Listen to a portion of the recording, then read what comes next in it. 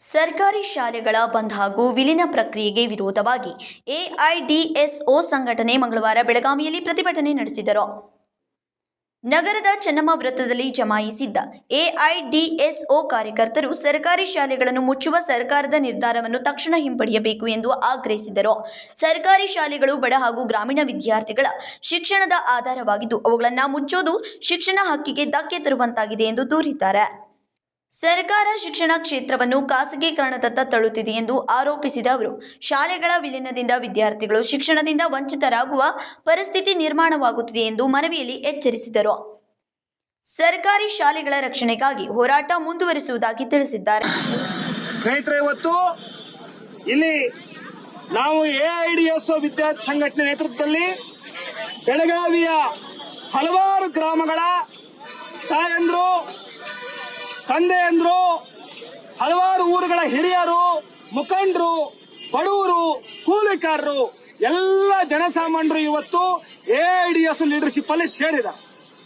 ಯಾಕಪ್ಪ ಅಂತಂದ್ರೆ ಕರ್ನಾಟಕ ಸರ್ಕಾರದವರು ಈ ವರ್ಷ ಕೆಪಿಎಸ್ ಮ್ಯಾಗ್ನೆಟ್ ಯೋಜನೆ ಅಂತಕ್ಕಂಥ ಒಂದು ಬಹಳ ಕೆಟ್ಟ ಯೋಜನೆಯನ್ನ ಜಾರಿ ಮಾಡಿ ಅವರು ಕರ್ನಾಟಕದಲ್ಲಿ 40,000ಕ್ಕೂ ಹೆಚ್ಚು ಸರ್ಕಾರಿ ಶಾಲೆಗಳನ್ನ ಮುಚ್ತಾ ಇದ್ದಾರೆ. 40 ಲಕ್ಷಕ್ಕೂ ಹೆಚ್ಚು ಬಡವರ ಮಕ್ಕಳ ಭವಿಷ್ಯನ ಸರ್ಕಾರದವರು ಬಲಿ ಕೊಡ್ತಾರೆ.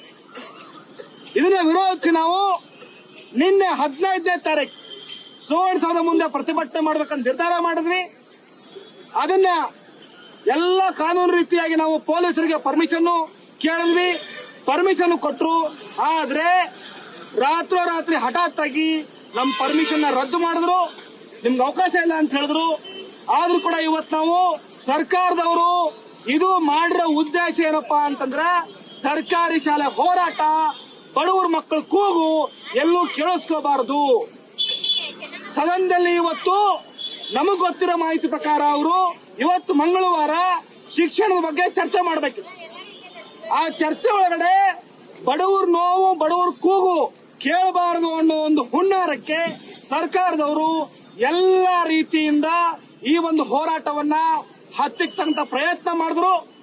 ಆದಾಗ್ಯೂ ಕೂಡ ಎಲ್ಲ ಒಂದು ಸರ್ಕಾರದ ಥ್ರೆಟ್ಗಳನ್ನ, ಧಮಕಿಗಳನ್ನ ಇವತ್ತು ಎದುರಿಸಿ ನಿಂತು ಸಾಕಷ್ಟು ಜನ ತಾಯಂದ್ರು, ಪಾಲಕರು ಇಲ್ಲಿ ಬಂದು ಸೇರಿದ್ದಾರೆ.